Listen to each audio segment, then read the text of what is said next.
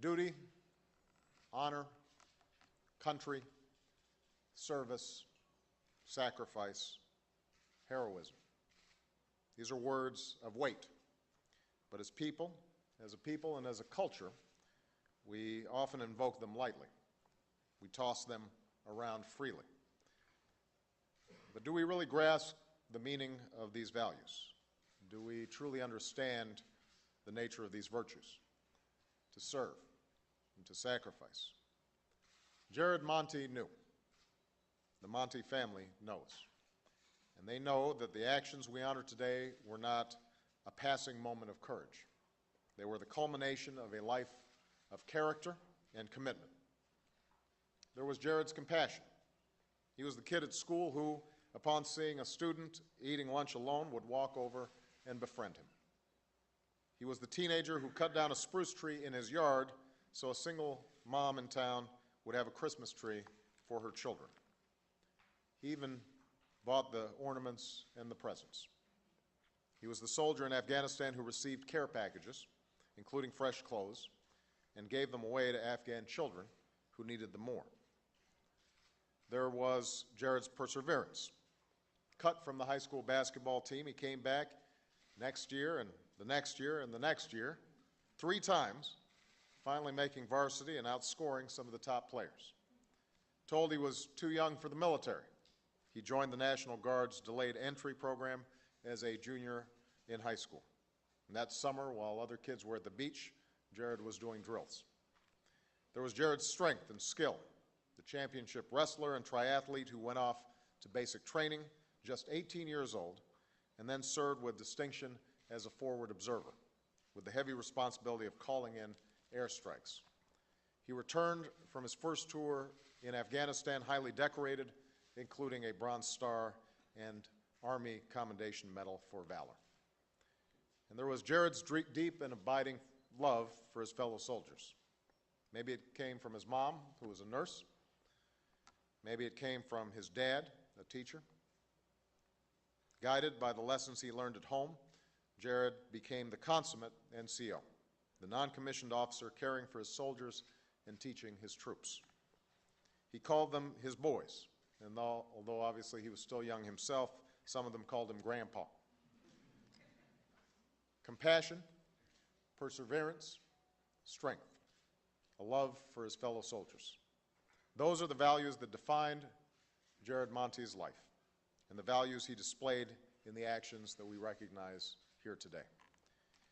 It was June 21st, 2006, in the remotest northeast of Afghanistan, near the border with Pakistan. Sergeant Monti was a team leader on a 16-man patrol. They'd been on the move for 3 days, down dirt roads, sloshing through rivers, hiking up steep mountain trails, their heavy gear on their backs, moving at night and in the early morning to avoid the scorching 100-degree heat. Their mission, to keep watch on the valley down below in advance of an operation to clear the area of militants. Those who were there remember that evening on the mountain, a rocky ridge not much bigger than this room. Some were standing guard, knowing they had been spotted by a man in the valley. Some were passing out MREs and water. There was talk of home and plans for leave. Jared was overheard remembering his time serving in Korea. Then, just before dark, there was a shuffle of feet in the woods, and that's when the tree line exploded in a wall of fire. One member of the patrol said it was like thousands of rifles crackling, bullets and heavy machine gun fire ricocheting across the rocks, rocket-propelled grenades raining down. Fire so intense that weapons were shot right out of their hands. Within minutes, one soldier was killed, another was wounded. Everyone dove for cover. Behind a tree, a rock, a stone wall, this patrol of 16 men was facing a force of some 50 fighters. Outnumbered, the risk was real. They might be overrun. They might not make it out alive. That's when Jared Monti did what he was trained to do. With the enemy advancing, so close they could hear their voices, he got on his radio and started calling in artillery. When the enemy tried to flank them, he grabbed a gun and drove them back. And when they came back again, he tossed a grenade and drove them back again. And when these American soldiers saw one of their own, wounded, lying in the open, some 20 yards away, exposed to the approaching enemy, Jared Monti did something no amount of training can instill. His patrol leader said he'd go, but Jared said, "No, he is my soldier. I'm going to get him." It was written long ago that the bravest are surely those who have the clearest vision of what is before them, glory and danger alike, and yet, notwithstanding, go out to meet it. Jared Monti saw the danger before him, and he went out to meet it. He handed off his radio, he tightened his chin strap, and with his men providing cover, Jared rose and started to run into all those incoming bullets, into all those rockets. Upon seeing Jared, the enemy in the woods unleashed a firestorm. He moved low and fast, yard after yard, then dove behind a stone wall. A moment later, he rose again, and again they fired everything they had at him, forcing him back. Faced with overwhelming enemy fire, Jared could have stayed where he was, behind that wall. But that was not the kind of soldier Jared Monti was. He embodied that creed all soldiers strive to meet. I will always place the mission first. I will never accept defeat. I will never quit. I will never leave a fallen comrade. And so for a third time, he rose. For a third time, he ran toward his fallen comrade. Said his patrol leader, "It was the bravest thing I had ever seen a soldier do." They say it was a rocket-propelled grenade, that Jared made it within a few yards of his wounded soldier. They say that his final words, there on that ridge far from home, were of his faith and his family. "I've made peace with God. Tell my family that I love them." And then as the artillery that Jared had called in came down, the enemy fire slowed, then stopped. The patrol had defeated the attack. They had held on, but not without a price. By the end of the night, Jared and 3 others, including the soldier he died trying to save, had given their lives. I'm told that Jared was a very humble guy, that he would have been uncomfortable with all this attention, that he'd say he was just doing his job, and that he'd want to share this moment with others who were there that day. And so, as Jared would have wanted, we also pay tribute to those who fell alongside him. Staff Sergeant Patrick Liebert, Private First Class Brian Bradbury, Staff Sergeant Heath Craig.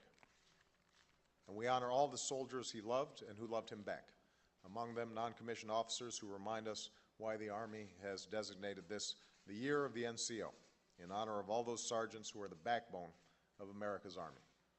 They are Jared's friends and fellow soldiers watching this ceremony today in Afghanistan. They are the soldiers who this morning held their own ceremony on an Afghan mountain at the post that now bears his name, Combat Outpost Monti.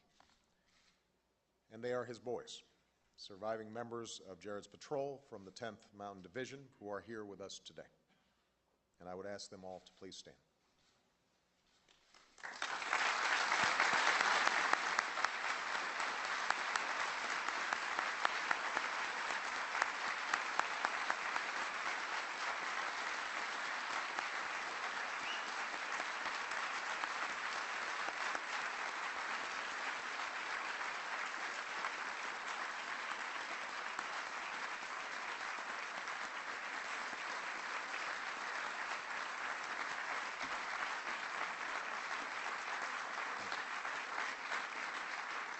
Like Jared, these soldiers know the meaning of duty and of honor, of country. Like Jared, they remind us all that the price of freedom is great.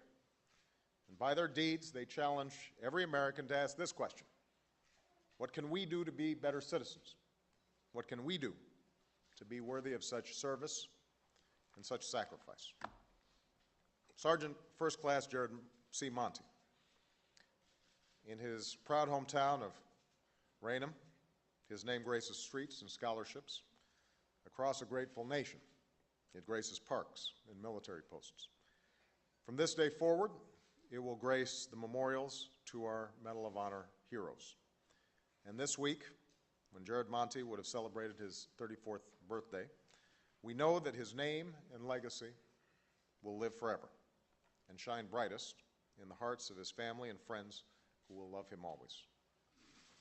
The President of the United States of America, authorized by Act of Congress, March 3, 1863, has awarded in the name of Congress the Medal of Honor to Staff Sergeant Jared C. Monti, United States Army, for conspicuous gallantry and intrepidity at the risk of his life above and beyond the call of duty. Staff Sergeant Jared C. Monti distinguished himself by acts of gallantry and intrepidity above and beyond the call of duty while serving as a team leader with Headquarters and Headquarters Troop, 3rd Squadron, 71st Cavalry Regiment, 3rd Brigade Combat Team, 10th Mountain Division, in connection with combat operations against an enemy in Nuristan Province, Afghanistan, on June 21, 2006. While Staff Sergeant Monti was leading a mission aimed at gathering intelligence and directing fire against the enemy, his 16-man patrol was attacked by as many as 50 enemy fighters. On the verge of being overrun, Staff Sergeant Monti quickly directed his men to set up a defensive position behind a rock formation.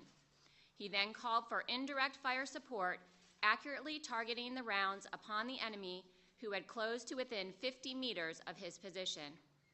While still directing fire, Staff Sergeant Monti personally engaged the enemy with his rifle and a grenade, successfully disrupting an attempt to flank his patrol.